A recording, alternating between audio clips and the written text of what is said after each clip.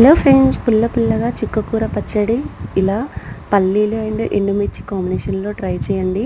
వేడి వేడి అన్నంలోకి అయితే అదిరిపోతుంది ఫ్రెండ్స్. కిడ్స్ కూడా చాలా ఇష్టంగా తింటారు. ఇది టేస్టీ అండ్ హెల్దీ కూడా.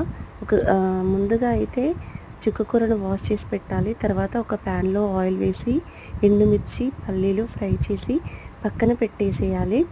తర్వాత అందులోకి మనము వాష్ చేసి కట్ చేసి పెట్టిన చుక్కకూర వేసి ఉడికించుకోవాలి. కాస్త పసుపు వేసి అది ఉడికిన తర్వాత చల్లారేలోపు మిక్సీ బౌల్లో పల్లీలు, ఎండుమిర్చి, జీలకర్ర, సాల్ట్ అండ్ వెల్లుల్లి రెబ్బలు వేసి మిక్సీ పట్టేయాలి. తర్వాత అందులోకి మనము ఉడికించిన చుక్కకూరని వేసి మిక్సీ పట్టేయాలి. తర్వాత కాస్త ఆయిల్, పోపు దినుసులు వేసి పోపు పెట్టేస్తే ఎంతో రుచికరంగా ఉండే చుక్కకూర పచ్చడి అయితే రెడీ అయిపోతుంది ఫ్రెండ్స్. వేడి వేడి అన్నంలోకి తింటే చాలా టేస్టీగా అదిరిపోతుంది. మీరు కూడా ట్రై చేయండి. ఇష్టమైతే సబ్స్క్రైబ్ చేసి మీ సపోర్ట్ ఇవ్వండి friends. Thank you for watching.